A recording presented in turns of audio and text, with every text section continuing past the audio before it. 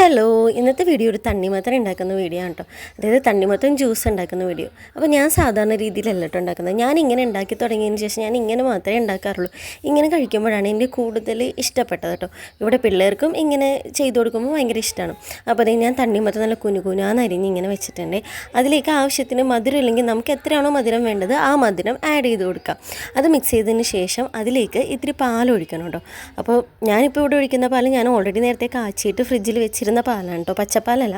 അപ്പോൾ പാടില്ലാതിരിക്കാൻ വേണ്ടിയിട്ടാണ് ഞാൻ അരിച്ച് ഒഴിക്കുന്നത് കേട്ടോ. നമുക്കിപ്പോൾ കസകസ ഉണ്ടെങ്കിൽ അത് നേരത്തെ കുതിർത്ത് വെച്ചിട്ട് നമുക്ക് അതും ഇട്ടാൽ നല്ല ടേസ്റ്റ് ആയിരിക്കും കേട്ടോ. എനിക്ക് അതും കൂടി ഇട്ടിട്ട് കഴിക്കാനാണ് ഇഷ്ടം. അപ്പോൾ ഇവിടെ കസകസ ഉണ്ടായിരുന്നില്ല, അതുകൊണ്ട് ഞാൻ അത് ഇട്ടില്ല കേട്ടോ. എന്നിട്ട് നേരെ തണുപ്പോടെ ഇതൊന്ന് സെർവ് ചെയ്ത് കുടിച്ച് നോക്കി, അടിപൊളി ടേസ്റ്റാണ്.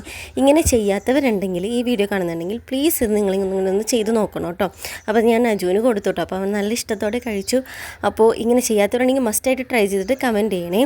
അപ്പോൾ ഈ വീഡിയോ ആദ്യമായിട്ടാണ് കാണുന്നുണ്ടെങ്കിൽ ലൈക്ക് ചെയ്യുക, ഷെയർ ചെയ്യുക, കമൻറ്റ് ചെയ്യുക, സബ്സ്ക്രൈബ് ചെയ്യുക. ബൈ.